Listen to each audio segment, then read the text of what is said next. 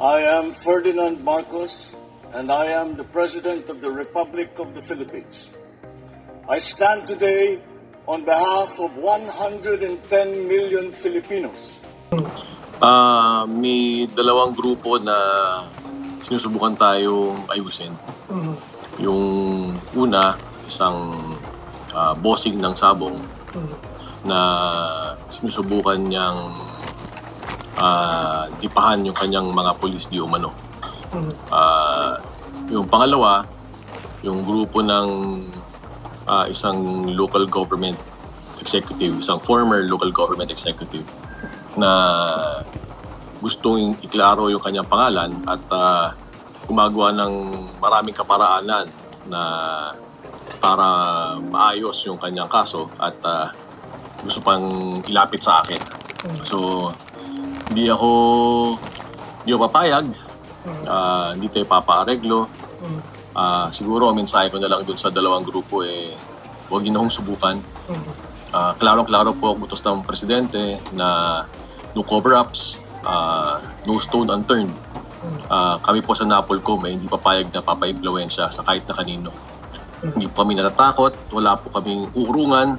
Oh, yun guys, narinig nyo yung sinabi ni Chief Kalinisan. Oh, ayan. Hindi, wag niyo sabi ko nga, 'di ba? Wag niyo ikumpara ang Marcos administration sa mga nakaraan. Mahilig kasi mang pabor-pabor eh. Natural. Itong mga binanggit ni Chief Kalinisan, mga kababayan, ay hindi nawawala po yung pera diyan eh. Oh, 'di ba? Pag nakipag negotiate ka para lang maitigil yung investigasyon, siyempre may pera yan. O, babagsakan yan. Halimbawa, babagsak sila ng 30 million para lang ihinto yung investigasyon tungkol dyan sa bungero. O, ganun lang yun eh. Kasimple. Pero dahil Marcos administration ang nakaupo ngayon, nga kayo. Kumanda kayo talaga. Ha? O, ganun po yun, mga beswa. Pag ang isang pangulo matapang, walang sinasanto dahil batas ang pinapairal, pati yung mga sekretary niya matapang din, wala ding sinasanto. O, 'di ba? Sabi nga ni Chief Kalinisan ito si Napolcom Chief Kalinisan ito, guys, ha. Oh, wag yung subukan. Mahilig kayo magbayad, ha. Kainin niyo na lang yung mga millions niyo galing sa illegal na sabong yan. Oh. nabanggit niya guys, yung pinuno ng sabongero. Sino ba yun? Oh. Parang alam ko na yata yung pangalan, parang may Alipores, parang gano'n. Para kompleto detalyado, guys. Sabi dito, police release na Napolcom Chief Kalinisan bears attempt to influence probe into missing sabongeros case. Agay. Mahilig kayo talaga sa pabor-pabor, ha. Huwag nyo ikumpara nga si Pangulong Marcos Jr. kay Poncio Pilato. Iba yun. Iba si PBBM. Oh, ayan, sabi po ni Chief Kalinisan ng Napolcom, dalawang grupo na gustong makipag-ayos para hindi ituloy ang investigasyon tungkol sa bungero. Pues, dyan po kayo nagkakamali. Hindi na po bayaran ng mga autoridad ngayon. No. Hindi tulad nung panahon ni Poncio Pilato, nababayaran yung iba. O, di kayo naloka. Napolcom Chief Kalinisan bears attempt to influence probe into missing sabongero case. Quezon City, July 21, today yan, 2025, National Police Commission, Napolcom Vice Chairperson and Executive Officer, Commissioner Rafael Vicente R. Kalinisan has confirmed the attempts were made by certain individuals to influence the ongoing investigation into the alleged involvement of 12 police officers in the high-profile case of missing sabongero or cockfighting aficionados. Agay. nga kayo talaga ngayon. Oh, long process yan, pero maghintay tayo, guys, ha. Hanggang, siyempre, proseso po yan, May imbestiga pa, ang dami pang kailangan na gawin para ma-prove na talagang itong mga salot sa lipunan na ito, lalo na po yan si AA, nasangkot. So, wait and see. Ika nga, ang proseso niyan, medyo may abutin ng ilang buwan.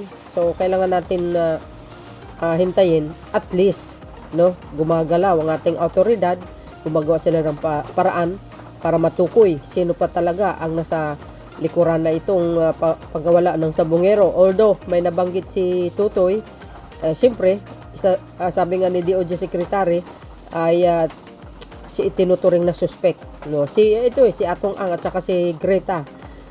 Marami pa yan mga biswa na lalabas na witness, maniwala kayo. In an exclusive interview with the ABS-CBN News, Commissioner Kalinisan revealed that the commission has received credible information pointing to two groups they allegedly try to interfere with the direction of the inquiry. Dalawang grupo. Gusto nyo talaga makipag-usap. Amatik na yun. Bagsakan na yung 30 million para hinto ang sabongero. Pues, sabi nga ni Commissioner, ni Chief Kalinisan, hindi sila nakukuha sa pera. Ang pera sa mga ganyan yan, madali lang mawala yan. Ang importante, mabigyan ng hustisya yung mga nawawalang sabongero. O, di ba? Nakakaluwag ng kalooban yun, guys, pag nakagawa ka ng mabuti sa kapwa mo. Lalo na ito, pag itong nawawalang mga sabongeros na solve, nabigyan ng hustisya, di ba? Karangalan mo po yun dahil ikaw ang chief, ikaw ang namumuno. Karangalan mo po yun. At least nakatulong ka. Di ba? Kahit may mga banta, God is good all the time. May dalawang grupo na sinusubukan tayong ayusin. Yung una, isang bossing ng sabong. Sino yun, guys? Ano kapalagayan nyo? Sino yung bossing ng sabong? Alam nyo ba? May nasa isip kayo? Parang letter A yata yun parang Aliporis. Di parang ganun. Di wow. Sabi po dito, tuloy, yung kanyang sabi po dito, no? Yung una, isang bossing ng sabong na sinusubukan niyang dipahan yung kanyang mga pulis di umano, agay. Yung pangalawang grupo ng isang local government executive na gustong iklaro yung kanyang pangalan na gumagawa ng maraming kaparaanan na para maayos yung kanyang kaso at gusto pang ilapit sa akin. Commissioner Kalinisan said, agay. Despite this effort, the NAPOLCOM chief assured the public that commission remains unwavering in its commitments to the impartiality and transparency and due process. Yes. So hindi ako papayag, sabi niya dito, guys, hindi tayo papaareglo. Ugali nyo ganyan, itong mga grupo na ito, mga sindikato kasi kayo. Ayan, nalalagay kayo sa langan ngayon. Logi negosyo yan, mga bes. Siguro ang mensahe ko na lang doon sa dalawang grupo huwag ninyo na subukan. Klaro po ang utos ng aming presidente na no cover ups. Ayaw ni Pangulong Marcos Jr. ganyan cover up yan kasi pag may cover ups, matik may pera yan. Sabi ko nga, bagsakan nilang ng ng 30 million para hindi matuloy ang investigasyon dyan. Cover ups nga No stone unturned. Kami po nasa NAPOLCOM hindi papayag na mapapa-impluwensya sa kahit kanino. Hindi po kami natatakot, wala po kaming uurungan. Agay. Yan din ang sinabi ni sino ba ito? DILG Secretary. So, talaga may sinabi siya, ganun din. Hindi sila uurong. Managot sabi niya nga agay. Dapat lang ganun dapat ang mga mambabatas para lang sa ganun maging maayos naman ang bansang ito. Grabe. Talamak ang mga illegal ng gawain, patayan dito, patayan doon. Nung panahon ni Poncio Pilato, ay matindi. Kawawa ang mga Pilipino Tapos gusto pang magiging pangulo yung anak, ambisyosa. Hindi niya nga kayang gampanan ng yung isang ahensya ng gobyerno Tapos magpangulo. Tapos yung ugali niya parang ugaling askal. Di ba? Immature, walang alam, lack of experience pagdating sa pamumuno. Tapos gusto maging pangulo ng Pilipinas. What the heck? Ambisyosa ang loko. Hindi pwede yan. Hindi ka makakaupo sa Malacanang. Trust me, guys. The Inspection, Monitoring, and Investigation Service, ayan, of the PORCOM is currently evaluating the counter affidavit submitted by July 21, 2025 by the 12 active members of the Philippine National Police, agay, which is on PNP. These were filed in response to the administration complaints lodged by a key witness identified as alias Tutoy, agay. Hindi na umatras yan si Tutoy. Tuloy-tuloy na yan. Kayo manda kayo. Makulong ang dapat makulong. Walang silbi yung pera nyo pag ang Diyos ay kumilos sa mga taong gumagawa ng kasamaan. Timbog kayo kaagad talaga. Commissioner Kalinisan emphasized that the commission will not be deterred by the external pressures and will allow the evidence to speak for itself. He also encouraged individuals with the relevant information to come forward and assist in ensuring the justice is served. This investigation is being handled with the highest degree of the integrity. We owe that to the families of the missing individuals and to the Filipinos people. Kalinisan added.